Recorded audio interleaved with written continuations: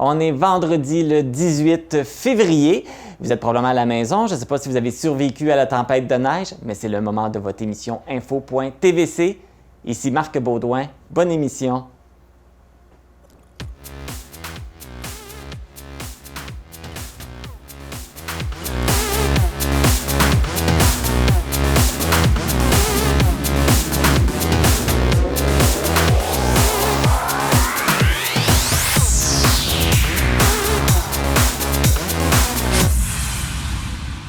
Bienvenue à cette nouvelle édition de votre émission d'information Info.tvc.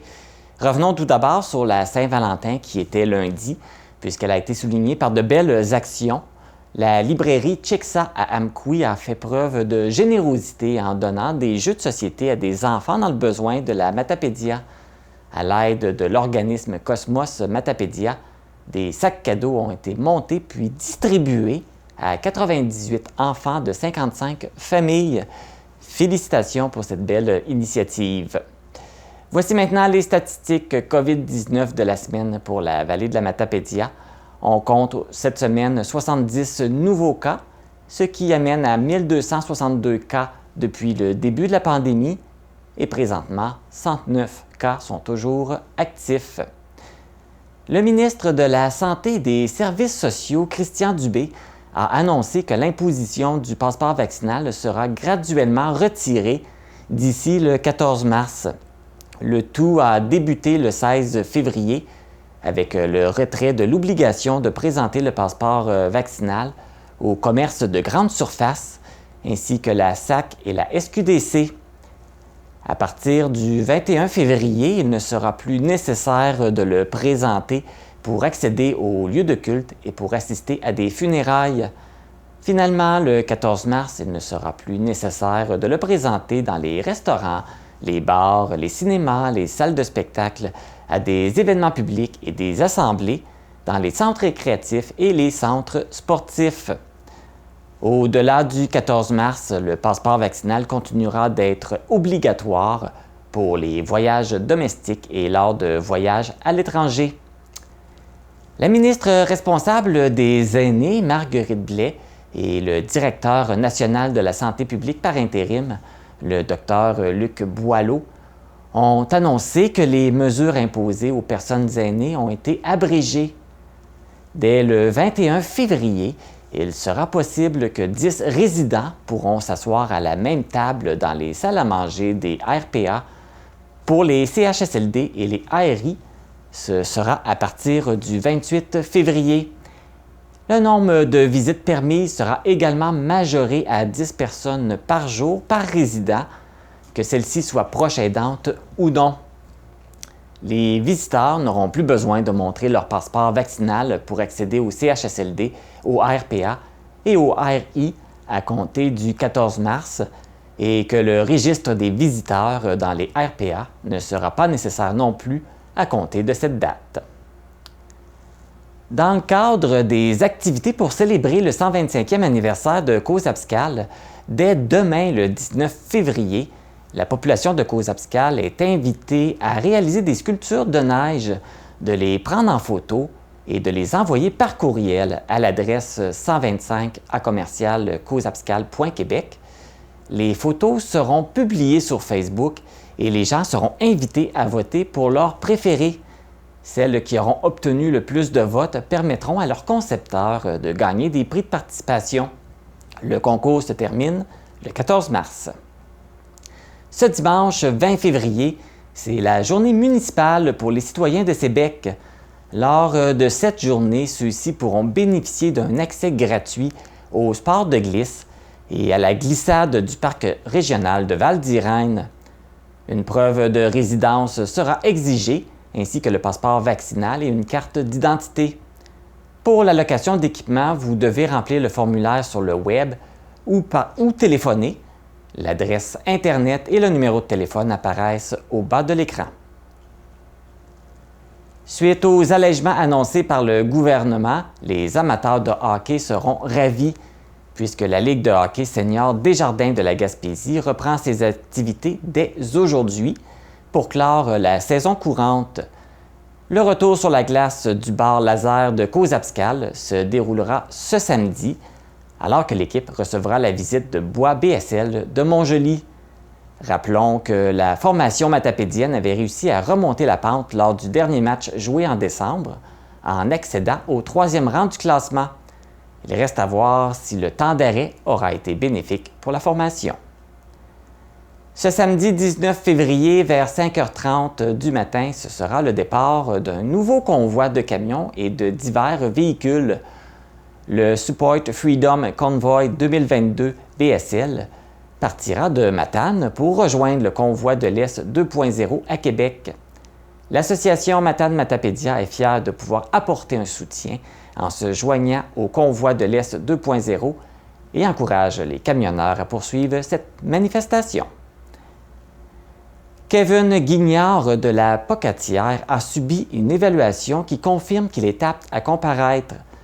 L'homme de 35 ans est accusé de vol de véhicule, de poursuite, de collision matérielle et de bris d'engagement après avoir fui les policiers. La Sûreté du Québec avait procédé à son arrestation le 19 décembre dernier sur la route de Val-d'Irène à Val-Briand. Un citoyen avait contacté les policiers après avoir reconnu le véhicule qu'il a déclaré volé cette même journée. Guignard demeure détenu pour le reste des procédures judiciaires et reviendra en cours le 4 avril au Palais de justice d'Amqui. Aujourd'hui, une émission sous le signe de la bonne nouvelle puisque l'année 2022 est celle du retour de plusieurs événements. Michael Vignola nous parle du retour du tournoi de pêche de Val-Briand qui aura lieu les 5 et 6 mars prochains, ainsi que des activités spéciales pour les enfants lors de la semaine de relâche. Une autre grande satisfaction, celle du retour du festival de Fort Cozap, qui avait été reporté 2 années consécutives en raison de la COVID-19. Même si la 4e saison de la série Héritage n'est pas encore diffusée, que déjà la 5e saison est en préparation et les instigateurs du projet sont à la recherche de participants, et cela pourrait être vous. Nous allons maintenant vous présenter une capsule de rayon de partage en santé mentale sur le thème du rire, et par la suite, le reportage où je suis allé rencontrer Jean-François Tremblay et Alexandre Pinault de la microbrasserie La Captive pour discuter de leur nouveau projet de la mise en bouteille de leurs produits.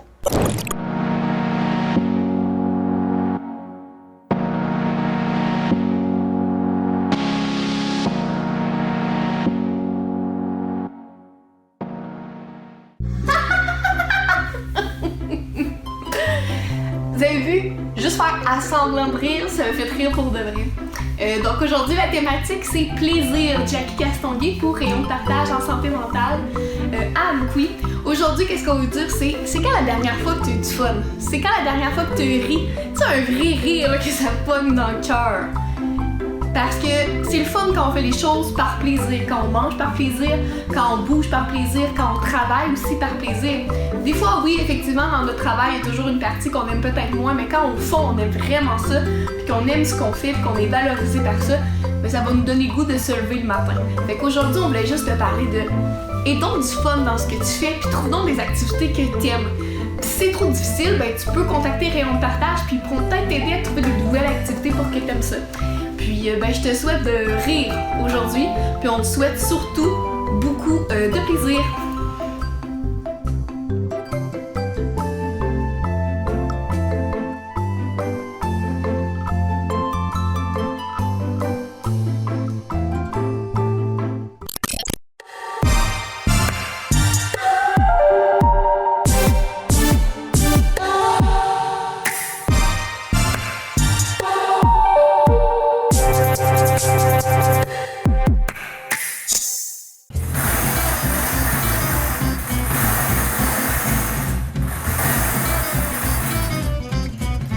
N44. Pascal, qu'est-ce que tu fais là?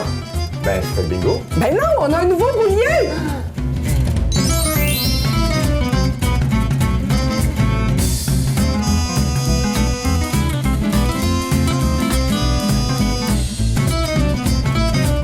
Rejoignez-nous au Télébingo ce dimanche à 12h30.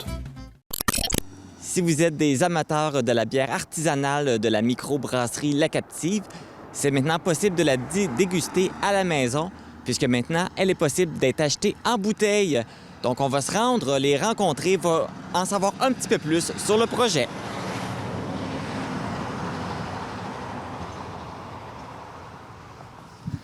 Alors, je suis avec Jean-François Tremblay, administrateur, et Alexandre Pinault, maître brasseur de la microbrasserie La Captive.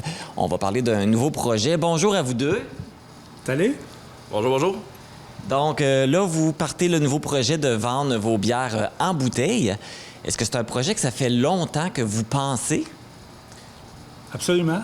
C'est moi qui va en premier. Ça fait longtemps qu'on voulait le faire, mais en fait, les lois ne le permettaient pas avec le permis de brasseur artisanal qu'on avait ici à Amqui. En 2020, les lois ont changé.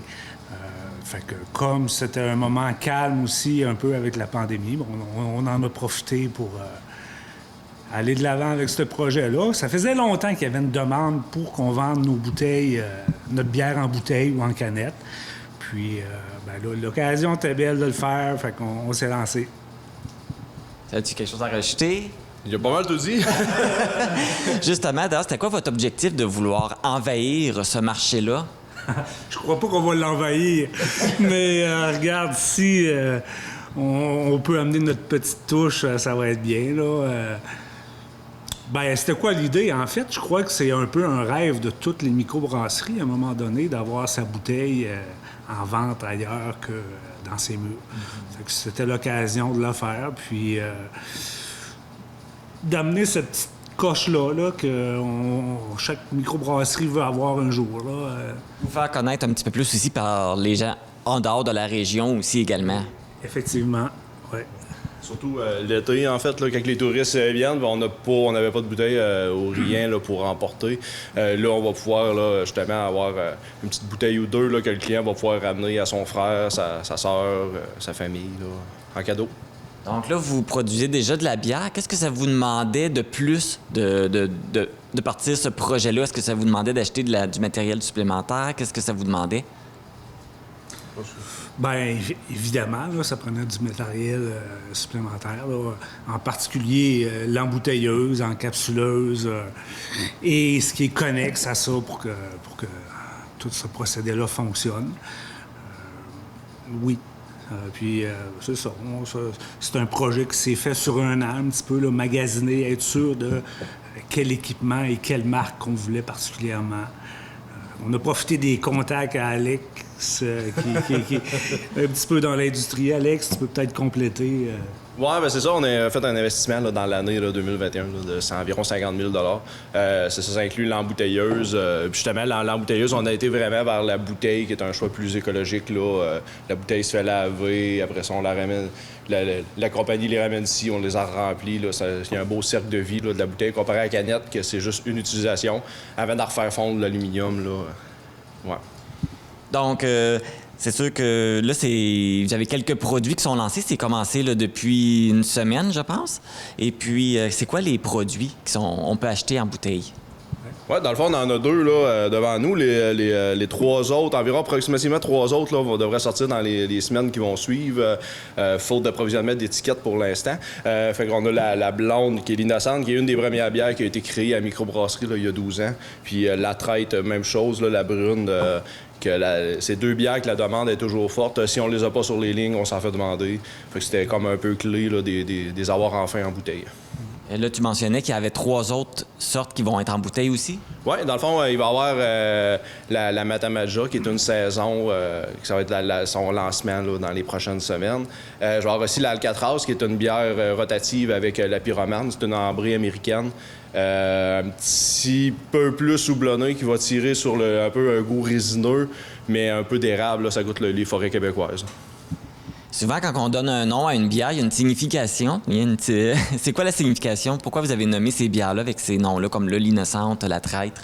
Ouais, ben la traite, surtout par son taux d'alcool là, à 8, qui tourne autour de 8 qui porte vraiment bien son nom. C'est plus à ce niveau-là, là, à fesse. Ouais, ça en plein ça. Puis même chose, on a ce qu'on a d'autres. On a aussi là, justement le Pointe Fine.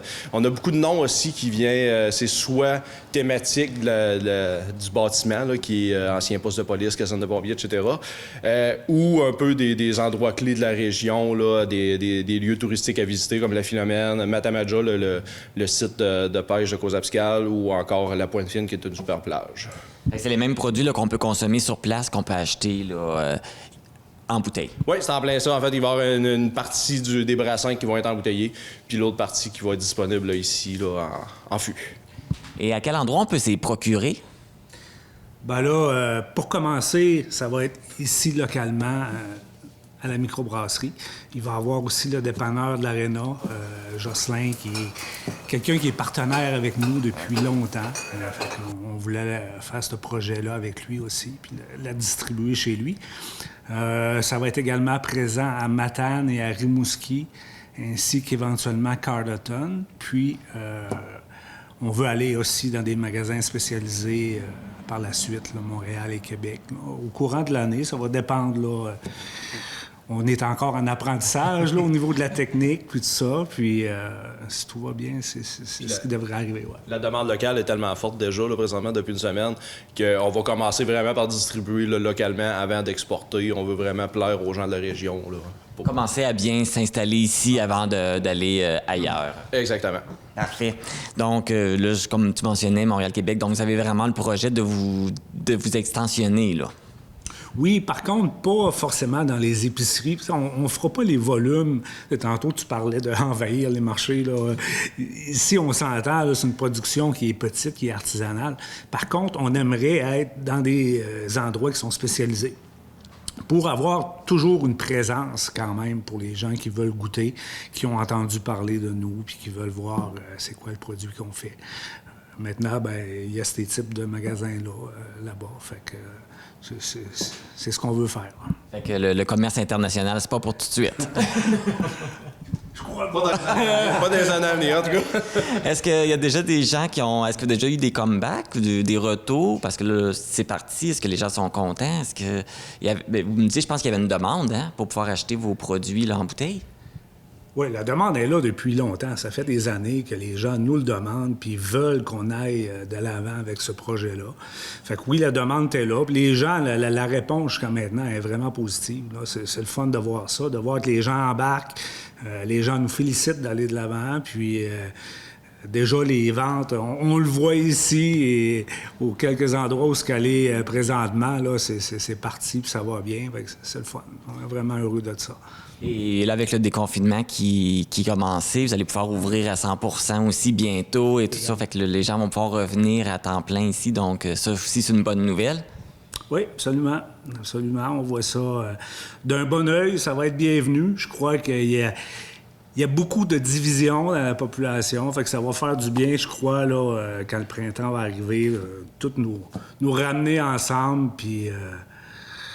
c'est ça, reprendre plaisir à la vie, puis à sortir, puis à rire et... Tout à fait. Bien, Jean-François, Alexandre, merci beaucoup de nous avoir accueillis et puis on vous souhaite bonne chance avec ce beau projet. Merci. Donc, c'est à partir du 28 février que le service de bar va pouvoir reprendre du service et c'est à partir du 14 mars que la brasserie pourra accueillir 100% de sa clientèle.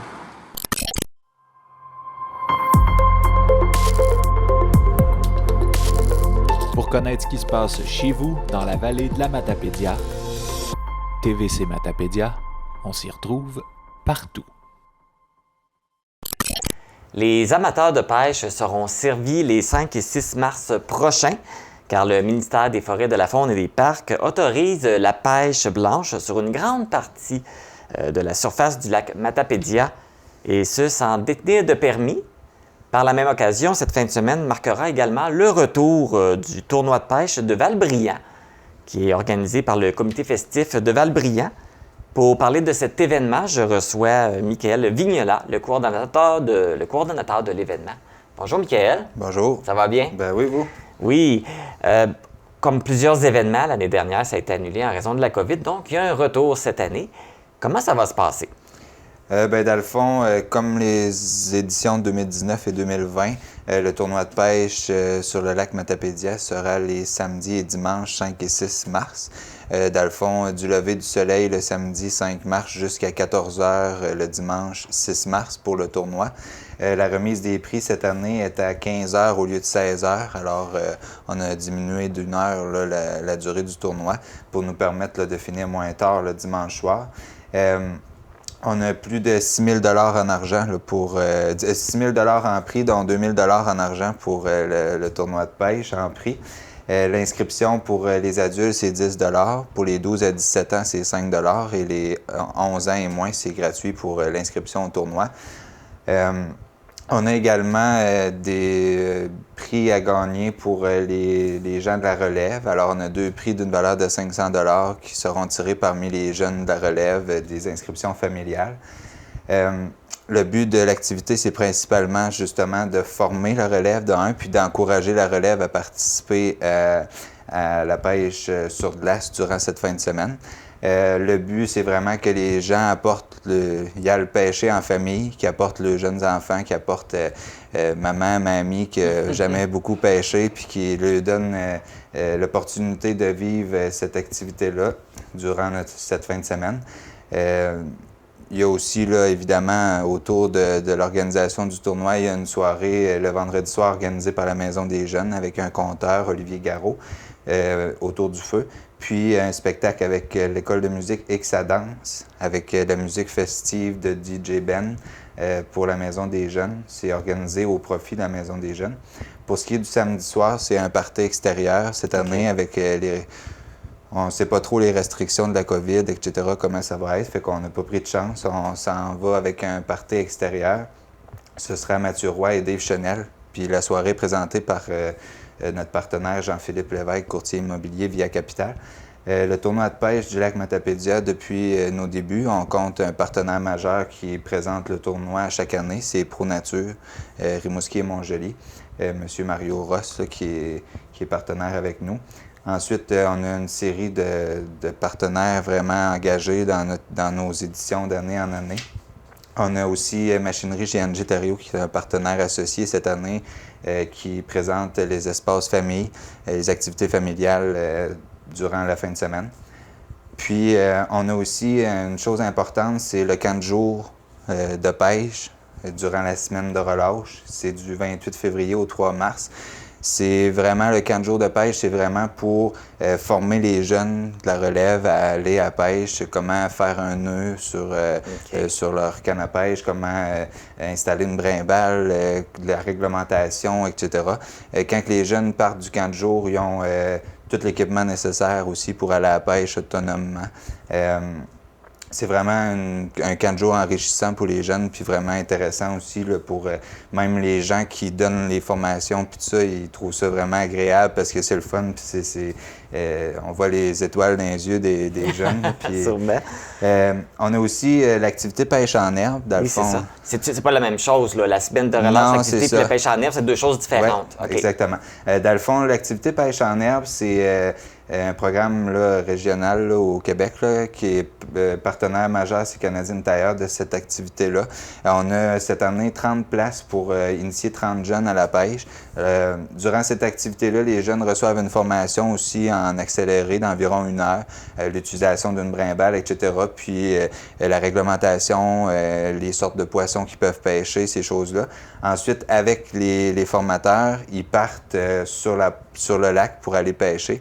Dans le fond, on fournit tout ce que les jeunes ont besoin, puis c'est 100% gratuit. C'est vraiment une activité pour les jeunes. Ils reçoivent également un permis de pêche jusqu'à 18 ans, gratuitement. L'activité pêche en herbe, ça va se produire quand? La fin de semaine du tournoi, le 5-6 mars? C'est ça, exactement. Les 5 et 6 mars. Dans le fond, les gens vont pouvoir s'inscrire là, dès maintenant là, sur notre page Facebook de l'événement, sur le site campingvalbriand.com, dans l'onglet Tournoi de pêche. Il y a le formulaire d'inscription pour le camp de jour et également pour le programme Pêche en herbe. Pêche en herbe, on a des groupes le samedi et le dimanche. On a un groupe en avant-midi puis un groupe en après-midi. Puis c'est pour les jeunes de 9 à 12 ans. Parfait. Pour revenir au tournoi de pêche, c'est quoi les poissons qui peuvent être pêchés dans le tournoi? Dans le fond, nous, c'est l'ombre de fontaine principalement, Okay. le tournoi. On ensemence également des ombres de fontaine. Je pourrais vous dire exactement les quantités. On a 428 truites de 10 à 12 pouces, puis 1115 truites de 9 à 11 pouces qu'on ensemence dans un rayon d'environ 500 mètres là, face à la Cédrière, à Valbriand, sur le lac. C'est bien identifié là, directement sur place où sont les zones d'ensemencement. Alors, pour l'activité pêche en herbe, par exemple, où ce que les jeunes y aillent pêcher, là, on met un peu plus de poissons dans ce secteur-là là, pour que les jeunes aient plus de chances d'en prendre puis ça améliore leur expérience de... De donner le goût d'en revenir. Oui, c'est ça, exactement.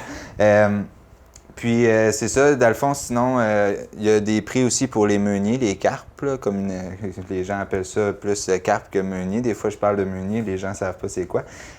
Puis, pour la perche chaude, on a également 2 prix là, pour la perche chaude. Si les gens attrapent du touladi durant le tournoi de pêche, il faut les remettre à l'eau, évidemment. Puis, c'est pour cette raison aussi là, qu'on peut pêcher dans un maximum de 3 mètres d'eau là, à partir du bord du lac. Là. Puis, c'est seulement le secteur du côté sud du lac là, qui est ouvert. Du côté de la seigneurie, là, c'est fermé. Là. C'est vraiment à partir, les coordonnées GPS, puis tout ça sont sur le site du ministère de la Faune. Puis, à l'inscription, on va remettre aussi aux gens les coordonnées exactes là, des limites de pêche. Étant donné qu'on est encore en période de pandémie, est-ce que vous êtes limité du nombre de personnes que vous pouvez accueillir pour le tournoi? Bien, étant donné que le tournoi se passe sur une grande surface du lac, là, c'est presque 12 km de long, il n'y a pas de restriction vraiment parce que les gens sont dispersés là, sur le 12 km. Alors, c'est vraiment de respecter les mesures sanitaires qui sont en vigueur pour les rassemblements privés puis ces choses-là. Puis pour ce qui est de les activités qu'il y a sur place durant la fin de semaine à la Cédrière de Valbriand, bien là, à ce moment-là, nous, on s'assure de respecter les mesures en place. Là, puis les gens qui vont participer aux activités vont également devoir respecter les mesures. Là. Vous vous attendez à recevoir combien de personnes cette année? C'est différent d'une année à l'autre, étant donné qu'on est en année de pandémie, que les gens n'ont pas eu beaucoup d'activités dernièrement, etc. Bien, c'est sûr qu'on s'attend qu'il va peut-être avoir une affluence un peu différente, mais on est prêt à recevoir l'ensemble des gens qui vont participer. On espère atteindre 600 personnes d'inscrits au tournoi. Okay. C'est environ une moyenne qu'on a eue les 2 dernières années. Puis on encourage fortement les gens là, qui participent au tournoi de s'inscrire, même si vous n'avez pas l'obligation de vous inscrire pour aller pêcher. On vous demande quand même de faire un effort, de vous inscrire. On travaille fort pour organiser cette activité-là. Puis aussi, on demande le dézonage du lac au ministère de la Faune pour être en mesure de faire notre activité. Alors, c'est des efforts qu'on fait. On espère que les gens feront l'effort de s'inscrire pour nous encourager à continuer. Les autres années, vous aviez une compétition de kite sur neige. Je pense que ça ne revient pas cette année. Non, malheureusement, on a dû abandonner pour cette année le kite sur neige. Premièrement, notre principal organisateur de cette activité-là, il n'est pas disponible cette année. Deuxièmement, on a aussi des restrictions avec les assurances puis des choses comme ça. Puis avec la pandémie, c'était un peu plus compliqué là, du niveau des courses de kite. Alors, cette année, on a abandonné ce volet là, du tournoi, de l'activité. Parfait. Et là, il y a la fin de semaine de pêche. Et là, tu me parlais aussi tantôt qu'il y aurait un spectacle le samedi soir, c'est ça? Et est-ce que c'est payant ou les gens doivent... Dans le fond, le spectacle de samedi soir, c'est avec Mathieu Roy et Dave Chenel. C'est 2 très bons chanteurs. C'est à saveur country un peu. C'est 10 $ en prévente et 15 $ à la porte là, pour cette activité-là. Les billets seront en vente là, dès cette semaine là, dans certains points de vente. Vous pouvez suivre la page Comité festif de Valbriand sur Facebook. Vous allez voir tous les détails passer là, dans les 2 prochains jours. C'est la même chose pour ceux qui veulent s'inscrire pour le tournoi ou pour les jeunes la pêche en herbe. Ils vont sur ce site-là également? Oui, sur le site campingvalbriand.com, dans l'onglet du tournoi de pêche, il y a les formulaires d'inscription. C'est des formulaires Google Forms là, que les gens peuvent remplir directement, puis s'inscrire soit pour le camp de jour ou pour le pêche en herbe. Parfait. Et ça va se dérouler à la marina, c'est ça? Oui, bien c'est toujours le point de rencontre à la Cédrière, puis ensuite les instructeurs avec les jeunes, ils s'en vont à le bon endroit. OK. Puis pour le tournoi, c'est la même chose? Ils vont se rendre à la Cédrière pour commencer? Tout est à la Cédrière, exactement. Ça, les inscriptions pour le tournoi, c'est le vendredi 4 mars de 14h à 21h. OK. pour s'inscrire pour le tournoi. Puis le samedi 7 mars de 7h à midi pour l'inscription. Ça va être en continu là, jusqu'au dimanche après-midi à 14h, mais c'est principalement ces 2 zones d'inscription-là. On va aussi essayer de mettre en place une inscription par téléphone pour les gens qui ne pourraient pas se déplacer ou qui auraient ou des qui sont de restrictions l'extérieur. Ou qui sont de l'extérieur ou des choses comme ça. Fait qu'on va publier ça bientôt, là, les détails par rapport à ça. Donc, de vous suivre sur votre page Facebook. C'est ça. Dans le fond, il y a aussi, durant la fin de semaine, on a une cantine sur place, puis un bar sur place durant toute la fin de semaine. L'animation aussi, on essaye de rendre les lieux festifs, puis il y a une glissade sur tube pour les jeunes, il y a des activités pour la famille. Le samedi après-midi à 14h, il y a une partie de sucre gratuit pour tout le monde. Ensuite, il va y avoir des jeux organisés là, durant les 2 jours de festivités sur les lieux à la Cédrière pour animer les familles. Puis tout ça, c'est gratuit. Fait que c'est vraiment familial, là. Fait que ceux qui aiment moins la pêche peuvent y aller quand même, ils vont trouver leur compte. Exactement. Puis juste des fois d'aller marcher sur le lac, aller voir les gens, puis c'est quand même déjà beau de voir les gens pêcher, puis des fois pogner des belles prises. Puis oui, puis marcher sur le lac glacé, ça va être quand même intéressant aussi. Ça doit être une activité. Oui, quand ils vendent pas, on est bien. Ben, on va vous souhaiter une belle température. Merci, Michael, d'être passé. Puis on va vous souhaiter un beau week-end de pêche. Bien, merci beaucoup. Alors, à tous ceux qui sont intéressés, n'hésitez pas à aller consulter la page Facebook du comité festif de Val-Brillant pour avoir toutes les informations quand ça va être le moment de vous inscrire pour toutes les activités qui vont avoir lieu cette fin de semaine-là, le 5 et 6 mars. Pour nous joindre, composez le 418-629-4503 ou écrivez-nous à journaliste@tvcmatapedia.com.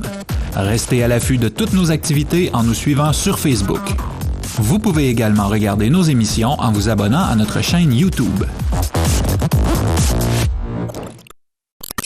Après avoir été repoussé pendant 2 années consécutives en raison de la COVID-19, cet été sera le grand retour d'un événement majeur dans la région, Fort COSAP. Et pour en discuter, bien, je suis avec le président et directeur artistique du festival, Michel Coutu. Bonjour, Michel. Bonjour, Marc. C'est une bonne nouvelle que cet événement revienne. Mais l'édition qu'on va avoir cette année, est-ce que c'est l'édition qu'on aurait dû avoir en 2020? Exactement. Lorsqu'on a terminé en 2019, habituellement, le spectacle est tellement rodé, le festival est tellement rodé, qu'on avait déjà tout signé les artistes. Habituellement, là, vers septembre, tous les contrats sont signés, tout est en place. Et comme je viens de le dire, le festival est rodé. Donc, c'est seulement, on fait juste renouveler. Les équipes étaient déjà là, donc tout était fait. Donc, on présentait une édition aussi extraordinaire qu'on va présenter cette année. Donc, malheureusement, la pandémie a fait en sorte qu'on a remis ça, puis 2 années de suite en plus. Fait que tous les mêmes artistes qui devaient être là en 2020 vont être cette année? Exactement. Ils étaient tous disponibles? Oui, tous les contrats étaient signés. Ce qu'on a fait lorsqu'on a annulé pour 2020, on a produit des addendas aux contrats qui protégeaient les contrats qu'on avait. Donc, à chaque année d'annulation, on a eu des addendas qui protégeaient les contrats. Le seul groupe qu'on a changé de place, c'est à la demande du 125e de COSAP-SCAL. On a pris Rafi pour l'envoyer le samedi soir du 125e et on a remplacé par un groupe gaspésien qui m'a recru. Donc, ça va être aussi bon. Et les équipes, c'est les mêmes équipes qui s'étaient inscrites? Oui, sont toutes de retour, peuvent toutes être de retour? Exactement. Il n'y a pas une équipe qui s'est fait rembourser. Il y a quelques équipes, évidemment, qui ont décidé peut-être de vendre le droit de jeu. Parce qu'on s'entend que, il y a 2 ans, les jeunes, parce qu'il y a quand même 10 joueurs dans l'équipe, et il y a certaines catégories, des adolescents, des jeunes de 16-17 ans. Donc, il y a 2 ans, si le jeune de 16 ans, il est rendu à 18 ans, donc il est considéré comme un adulte. Donc, ils doivent changer certaines équipes. Donc, tout est en branle, il n'y a personne. Les gens attendent tellement de jouer cette année. Donc, il n'y a personne qui voulait perdre le droit de jeu. Ça fait 2 ans qu'ils attendent. Ouais, est-ce qu'il y a des nouveautés cette année, des nouveaux jeux, des nouvelles épreuves? Écoute, à chaque année, il y a une quinzaine d'épreuves, OK? Et toi, je pense que ça va être ta première année. Moi, c'est ma première. Je ne les connais pas. Mais j'en ai tellement entendu parler, par contre. Je vais t'inviter à essayer peut-être le trou de boîte, là. Le fameux marais noir qui est un classique pour les journalistes. Donc, on va te faire essayer ça. Mais ceci étant dit, il y a toujours une quinzaine d'épreuves environ. Les épreuves, ils sont préparés par des bénévoles, soit des entreprises, des familles, des groupes d'amis. Et à chaque année, on a un catalogue d'épreuves où les gens peuvent choisir l'épreuve qu'ils désirent organiser. On leur fournit tout le matériel, un petit budget avec ça. Et évidemment, il y a des idées originales à toutes les années. Donc, si les gens, comme je viens de te parler du marais noir, ça, c'est un incontournable. Ça, il revient. Ça c'est un classique. Le début. Et il y a quelques classiques comme ça qui reviennent à chaque année. Mais il y a des nouvelles épreuves, évidemment, parce que, écoute, là, ça fait 2 ans que les gens y réfléchissent. Donc, on ne sait jamais à quoi s'attendre dans les épreuves. Et ceci étant dit, ben, les épreuves sont très sécuritaires et sont essayées. C'est pas des épreuves C'est pas des épreuves qui sont insurmontables. Ça peut être une épreuve qui est très réfléchie. On doit se servir de son cerveau. On doit servir soit de ses mains, de sa force. Mais je te dirais, c'est pas les équipes qu'on appelle boostées qui gagnent. C'est les équipes qui jouent ensemble. Qui sont les mieux organisées. Qui sont mieux, pas vraiment mieux organisées, mais qui s'amusent, qui ont une chimie ensemble, qui sont là pour s'amuser. C'est ces équipes-là qui gagnent. Parce qu'il faut le dire, ça s'appelle Fort COSAP parce que c'est un peu inspiré de Fort Boyard. Oui, c'est ça, exactement. En 1996, lorsqu'on a eu le centenaire de COSAPSCAL, il y a des gens, entre autres, je pense à Gilles Bellamance, entre autres, qui était dans l'organisation, qui avait fait un mini Fort COSAP lors de l'édition du centenaire. Donc, ensuite de ça, tranquillement, de fil en aiguille, les gens ont demandé une activité à COSAPSCAL, un festival à COSAPSCAL. Et c'est là qu'ils ont décidé, parce que c'était la folie furieuse au Fort Boyard dans ce temps-là, donc ils ont décidé de faire un festival qu'on a appelé Fort COSAP. Et ce festival-là, c'est un incontournable dans la région. Hein. Il y a beaucoup de gens qui viennent. Ça attire beaucoup de touristes aussi. Oui, exactement. Les équipes, entre autres, là, les 22 équipes qui participent, ce sont pour la plupart du temps des amis de partout dans la province. De partout, la Côte-Nord, de Québec, de Gatineau, de Montréal. Donc, on forme des équipes. On a des gens aussi qui viennent de l'Ontario, qui viennent participer à ça. Les gens, de plus en plus, réservent leur date pour Fort COSAP. Et écoute, la dernière édition, c'est près de 20 000 personnes qui ont passé durant les 4 journées. Parce qu'on doit le dire que dans le jour, c'est gratuit. Il y a autant de monde qui viennent voir jouer les équipes que de gens qui viennent au festival le soir pour la musique. Parce que Fort COSAP, il faut l'expliquer, c'est familial et c'est 95% des équipes, les jeux, les compétitions dans la journée, le plaisir. Et on met un petit peu de crémage sur le gâteau le soir en offrant des bons spectacles. Et puis la programmation, peux-tu rappeler les dates et comment ça va? On débute évidemment avec le bingo le 21 juillet. Ça va se poursuivre jusqu'au 24. On aura évidemment Matt Lang, J. Smith le jeudi. Ensuite, le vendredi, on y va plus local avec un groupe Oponos qui est un petit peu un groupe chouchou de Fort COSAP qui est venu très, très, très souvent. Ensuite, c'est le groupe, le duo Les Éléments qui sera là en Formule Ben. Ensuite, le samedi, on y va avec Route 66. Jonas, Rick Hughes et Yvan Penneau. Et on va terminer la soirée avec qui m'a recruté un excellent groupe gaspésien que tout le monde connaît. Et le dimanche, évidemment, c'est les Cowboys Fringants avec qui on négocie depuis 3 ou 4 ans pour venir à Fort COSAP. Ils vont être, entre autres, le 22 avril à la salle communautaire avec diffusion Mordicus. Mais cette année, ils ont vraiment, vraiment eu envie de revenir à COSAP pour fêter ça avec nous autres. On a des bons invités cette année. Oui, exactement. Je pense que là, c'est le moment d'acheter les billets, ceux qui veulent acheter leur passe. Oui, c'est déjà en vente. Nous, on n'a jamais fermé la billetterie pour Fort COSAP. Donc, tous ceux qui ont acheté leur billet en 2019, 2020, c'est encore valide. On va sur le site de Fort COSAP, tout simplement. On clique, on peut les acheter en ligne. Vous conservez votre propre d'achat, on va vous remettre votre bracelet le soir du festival. Ou bien vous pouvez passer chez Alimentation COSAP, directement à COSAPSCAL. Et très bientôt, là, dans quelques semaines, on en aura disponible à AMCO aussi pour avoir ces bracelets. C'est pas très dispendieux. 4 jours de festival, le jour c'est gratuit. 37 $ tout compris. Donc, pour 4 jours, si on va voir tous les spectacles, c'est pas cher. Si on pense à certains festivals où on paye 50, 60, 70 $. Là. Donc, et c'est important de préciser que ce festival-là, c'est un peu la fierté de Fort COSAP. Ce sont tous des bénévoles, entre 250 et 300 bénévoles. Le comité, tous ceux qui participent. Et c'est pour la plupart des commerçants, parfois, c'est jusqu'à 30 % de chiffre d'affaires annuel, ce festival-là. Donc, avec la nouvelle passerelle, un nouveau chapiteau, donc ça va être vraiment fantastique. Ça va être fun. Bien, merci Michel, puis on vous souhaite un bon festival cet été. Donc, mettez à votre agenda les dates du 21 au 24 juillet 2022. C'est Fort COSAP. Et puis, si vous avez besoin d'informations ou acheter vos billets, vous pouvez aller sur le site www.fortcosap.com ou aller visiter la page Facebook du festival. Oui, ce sera pas long, je vais vérifier ça. Marie-Brigitte, qu'est-ce que tu fais? Je vérifie les cartes de bingo. On a une tablette pour faire ça maintenant! Nous avons un gagnant, nous allons commencer le tour suivant dans un instant.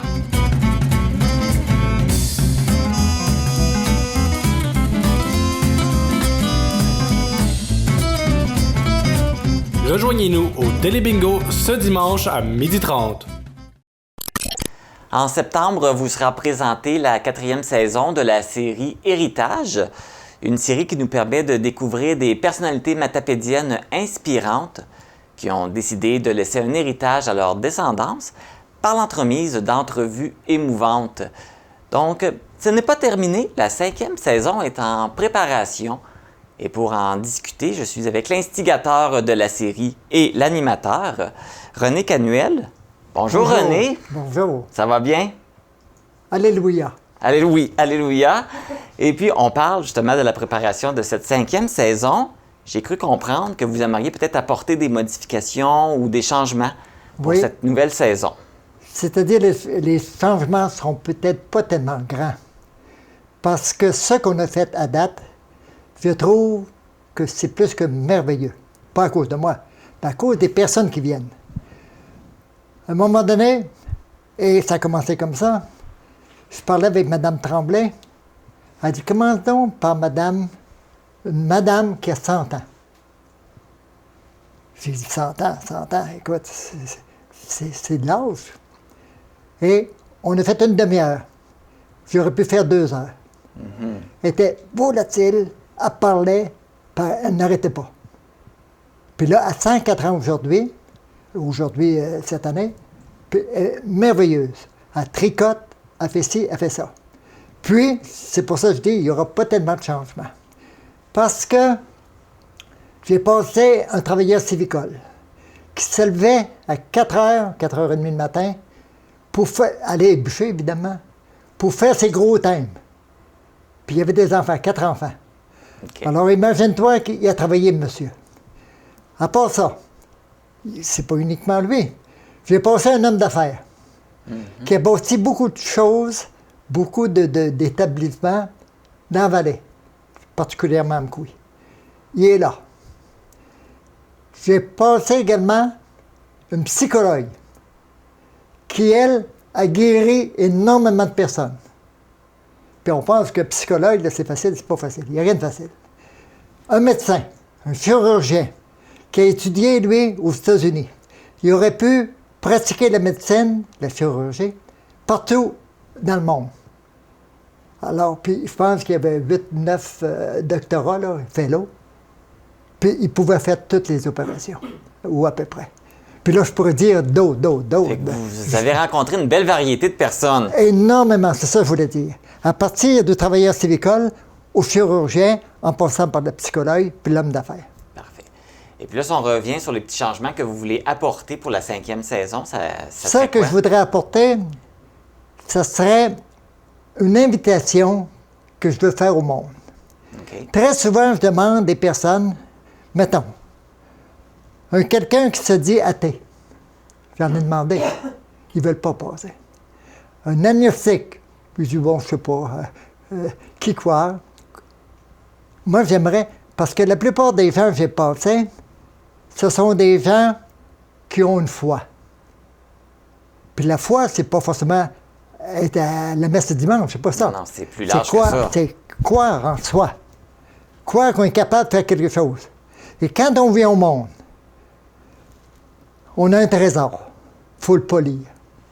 Il y en a qui héritent, ça s'appelle l'héritage. Il y en a qui héritent, mais des fois avec une hypothèque. La santé n'est pas bonne, les parents, bon, ils transmettent une génétique.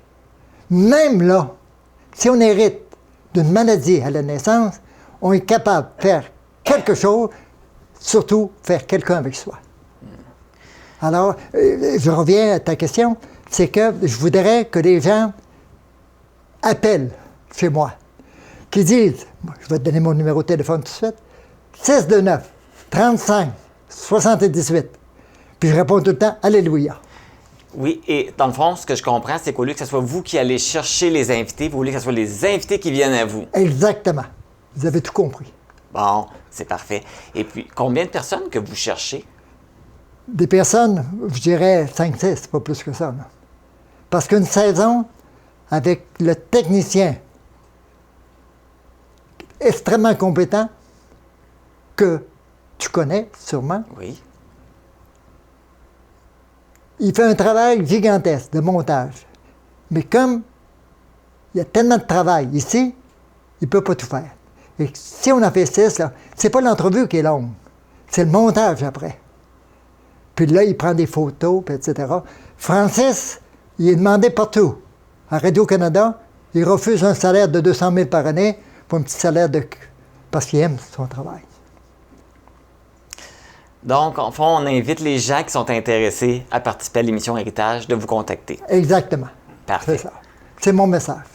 Bien, merci beaucoup, René. Au plaisir. Mais c'est pas terminé, parce qu'on a d'autres invités en studio. Et puis, ce sont des anciens participants qui vous avez pu voir dans les saisons précédentes, qui vont venir témoigner de leur expérience. Fait que mon premier invité, c'est Donald Brault, que vous avez probablement vu dans la saison numéro 3. Bonjour, Donald. Bonjour.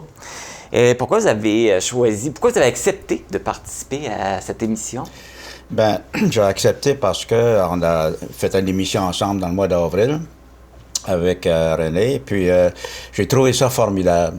Ça m'a permis de faire une rétrospective, un peu une analyse de ce que j'avais fait moi-même, en réalité, mais de dire aussi comment faut avoir des objectifs dans la vie.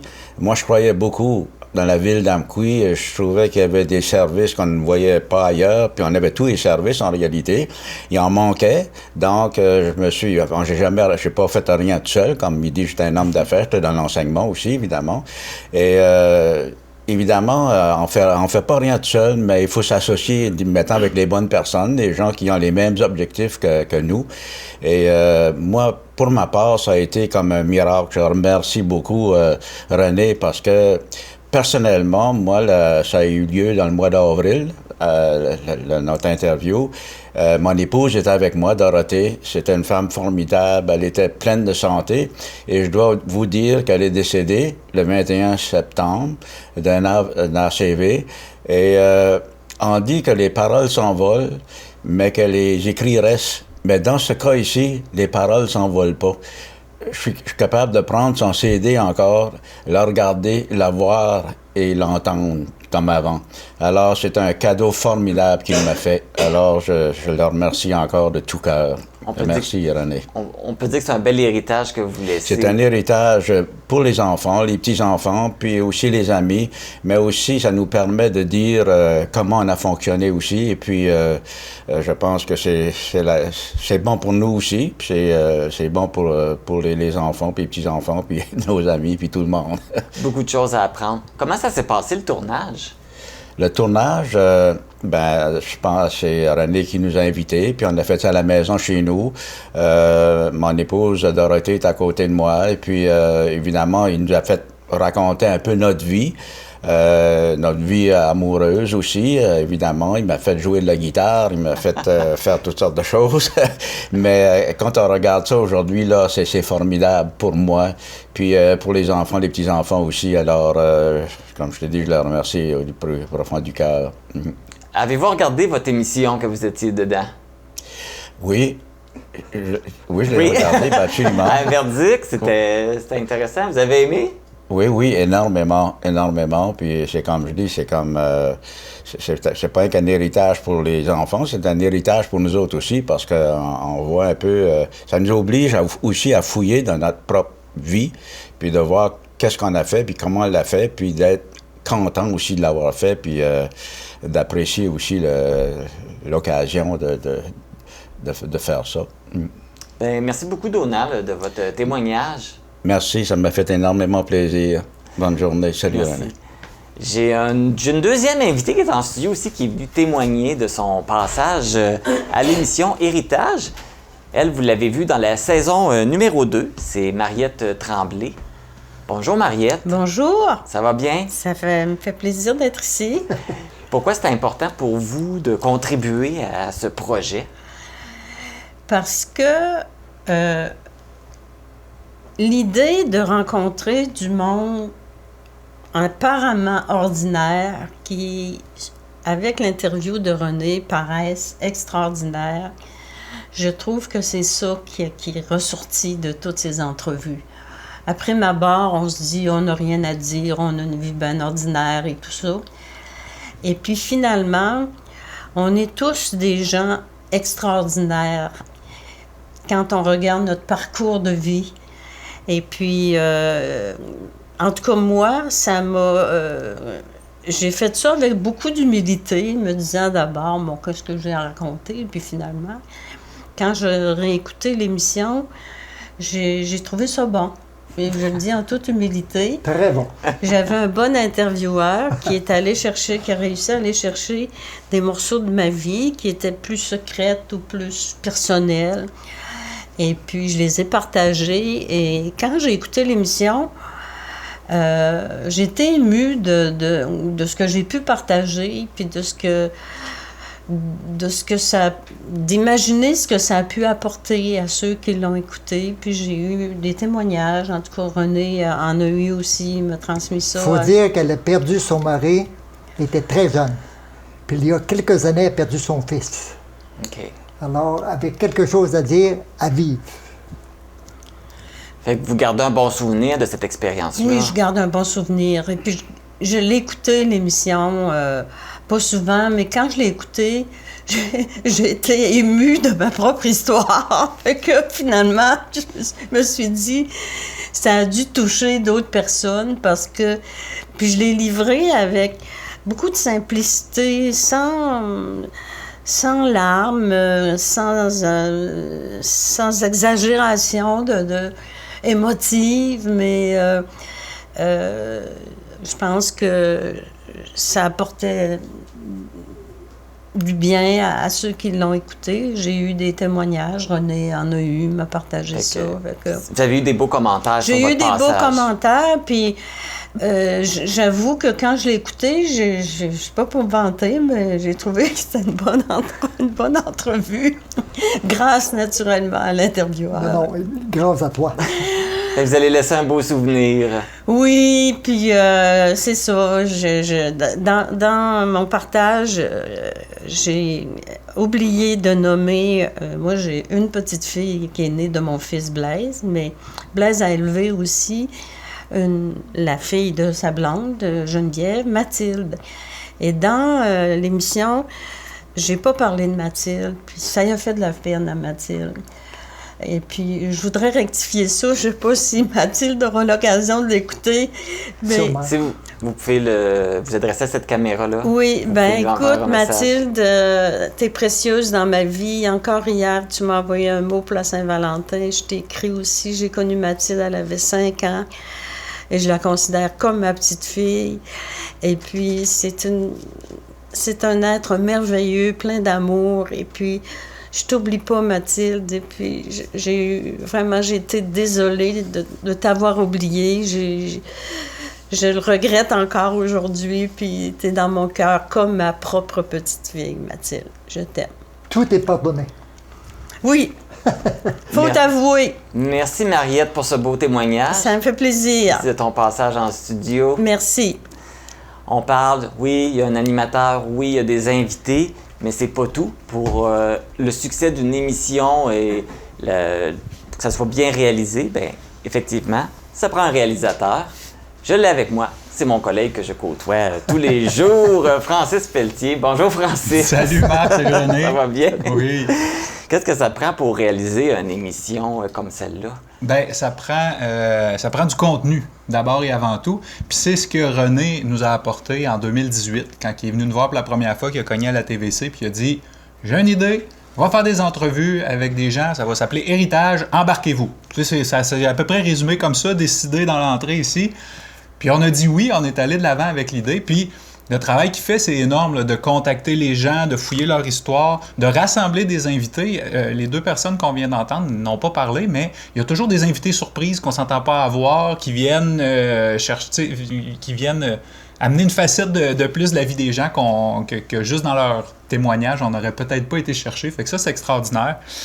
Parce que moi, je disais ceci. Très souvent, quelqu'un meurt. On y rend hommage.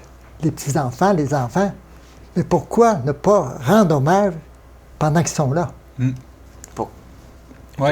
C'est quelque chose qui ressort, pas autant les gens qu'on interviewe, mais leurs enfants ou leurs petits-enfants qui sont présents au tournage disent « C'est donc bien extraordinaire ce que vous faites. On n'aura pas besoin d'attendre qu'ils soient morts pour leur dire toutes leurs qualités. On va pouvoir leur dire tout de suite. » Fait que, tu sais, juste pour te donner une idée, Marc, là, avec la 4e saison qui va sortir cet automne, on va être rendu à plus de 60 épisodes de 30 minutes de présentés. On a déjà à ce jour interviewé 29 personnes de la Matapédia dans le cadre de cette émission-là. J'avais oublié, moi. Puis il en reste à venir là, pour la 5e saison. Comme René disait, ben, on cherche des gens qui ont quelque chose à livrer de par leur histoire, de par leur expérience, qui peuvent en inspirer d'autres. Et puis, les tournages vont commencer là, au cours des prochains mois. Ça va se faire, disons, de avril à septembre-octobre prochain pour être diffusé à l'hiver prochain. Et on continue dans ce sens-là. C'est un beau filon pour mettre les gens de la Matapédia de l'avant. Ça prend combien de temps pour produire l'émission? Vous la tournez, faire le montage, tout, ça peut prendre combien de temps? Bien, peut-être que les gens se posent la question à savoir qu'est-ce que ça représente comme implication que de participer à l'émission. René, il y a quelques rencontres téléphoniques puis en personne avec les gens pour les préparer à la journée de tournage. Puis la journée du tournage, on va dire à peu près 3 heures, où est-ce que là, on débarque avec nos gros sabots, puis les caméras, puis l'éclairage, puis les micros, puis le gros kit. Puis là, c'est un studio de télé qui s'installe dans le salon des gens, souvent. Alors, à peu près 3 heures là. Puis après, le gros du travail se fait au montage, où est-ce que là, on va assembler tout ça, on va séparer ça en demi-heure, on va faire approuver par les participants aussi, pour être sûr qu'ils sont à l'aise avec le contenu qu'ils présentent. Là. Parce que des fois, on se rappelle pas tout ce qu'on a dit après 3 heures d'entrevue. Non, c'est ça. Fait qu'ils repassent au travers de ça. Chez les Myriam, ça a pris 5 heures. Ouais, il y a des places qui étaient plus longues d'autres. Puis une fois que tout ça est fait, il y a, dépendamment là, des invités, là, 15 à 20 heures de travail par invité, par émission là, qui va suivre le travail de tournage. Et puis, les gens sont pas trop intimidés quand vous arrivez avec le matériel là, pour la télévision et tout? Certains, oui, mais souvent, ils ont été bien préparés d'avance. Là, ils savent un peu dans quoi ils se sont embarqués parce que René leur en a parlé, tout ça. Puis là, c'est intimidant un petit peu les lumières là, qui arrivent là, puis la caméra, puis le réalisateur qui dit « 3, 2, 1, en action ». Mais la première séquence sont un peu plus nerveux, puis après ça se passe, on oublie les caméras, puis c'est là qu'on a le contenu intéressant qui ressort. Là. Et j'imagine que tu as fait des belles rencontres lors de tous ces tournages-là, parce que toi, tu es là depuis le début, c'est toi qui réalises depuis la première émission. Puis c'est ce que je trouve extraordinaire de l'émission, c'est de rencontrer ces petites perles-là un peu partout dans la vallée, puis d'en apprendre un peu plus sur l'histoire de la vallée. Moi qui n'ai pas du coin, j'apprends à connaître des gens qui ont changé la donne dans le coin. Puis, je voulais juste terminer en disant que si les gens ne les ont pas encore vus, ces émissions-là, mais tout ça est encore disponible gratuitement, 24 heures par jour, 7 jours par semaine, 365 jours par année. Ils ont juste les gens à se rendre sur le site internet de la TVC, tvcmatapédia.com. Il y a un onglet émissions et dans cette page-là, ils vont retrouver héritage. Tout ce qu'on a fait, toutes les 3 premières saisons sont déjà disponibles. La 4e va l'être l'automne prochain, comme tu le mentionnais d'entrée de jeu. Mais les 3 premières saisons, à regarder en boucle. Puis il y a des gens d'un peu partout sur la planète qui l'ont regardé parce qu'il y a des gens qu'on a interviewés qui ont des enfants en Colombie-Britannique, en Allemagne, ailleurs au Québec. Puis ils ont regardé et réécouté. En Asie. En Asie aussi. On sait que tu en as fait jouer à en Chine aussi. Son garçon est en Chine. Ouais. Puis on a fait une émission avec. Ouais. Pardon? On l'a pris à Shanghai. Oh, ouais, c'est ça. Oui, il y aura quelqu'un de Shanghai, natif d'Amqui, en vedette dans la prochaine saison. On vient de vendre un punch. Là. Bon, c'est bon, on a une primeur, C'est bon. Ben, merci Francis, puis merci pour ton beau travail. Ça me fait plaisir. Avant de terminer, je vais avoir besoin de vous, René. Oui. J'ai pas noté votre numéro de téléphone. Je vais avoir besoin que vous le répétiez pour ceux qui sont intéressés à... 629, je vais le dire lentement, oui. 35 78, Amqui. Parfait. Donc, ceux qui sont intéressés à participer, vous pouvez appeler René. Je vous rappelle que la saison 4 va être diffusée en septembre sur nos ondes. Allez consulter notre grille horaire pour connaître les jours et les heures que l'émission va être diffusée. Donc, bonne émission, bonne écoute. Moi, je te remercie. Ben merci. Merci à tout le monde. Informatique Barrest est responsable de l'entretien du matériel informatique de votre TVC. Informatique Barrest, vente et réparation d'ordinateurs, services commerciaux et résidentiels. 418-629-INFO. Merci d'avoir terminé votre semaine avec nous. Les vêtements que je porte proviennent de la boutique Passion Mode. La collection Printemps-été est maintenant arrivée. Vous pouvez aller jeter un œil. La boutique est située au 118 rue Saint-Jacques-Nord à Cause-Abscale. Comme tous les dimanches, c'est votre rendez-vous hebdomadaire du Télébingo dès 12h30. Cette semaine, les cartes à jouer sont de couleur orange. Voilà, c'est tout pour moi. Je vous souhaite une belle semaine. À vendredi prochain.